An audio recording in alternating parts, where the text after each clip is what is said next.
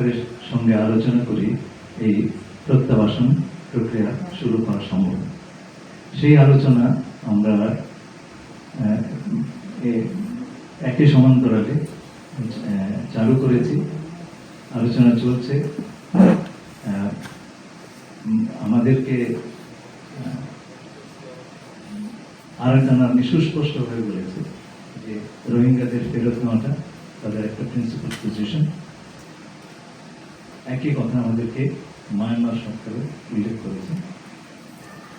যে কথাটি আমাদেরকে আরাকান আর্মি বলেছে তা হল পরিস্থিতি অনুকূল হলে তারা এই প্রত্যাবাসনের উদ্যোগ নেবেন।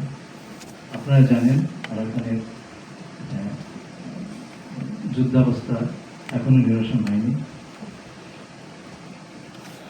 এবং এই বিষয়ে আমরা দুপক্ষের সঙ্গে কথা বলেছি এবং আমরা কিছু অগ্রগতি অর্জন করেছি।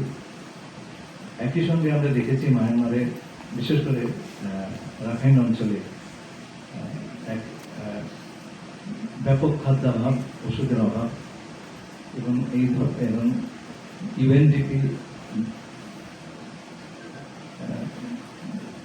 রিপোর্ট অনুযায়ী সেখানে এক ধরনের মানবিক সংকট, ভয়াবহ মানবিক সংকট দেখা দিয়েছে।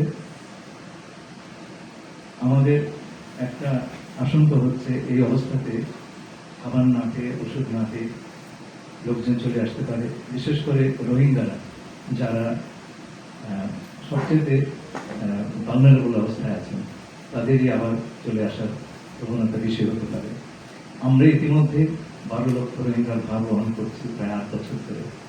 আমরা আমাদের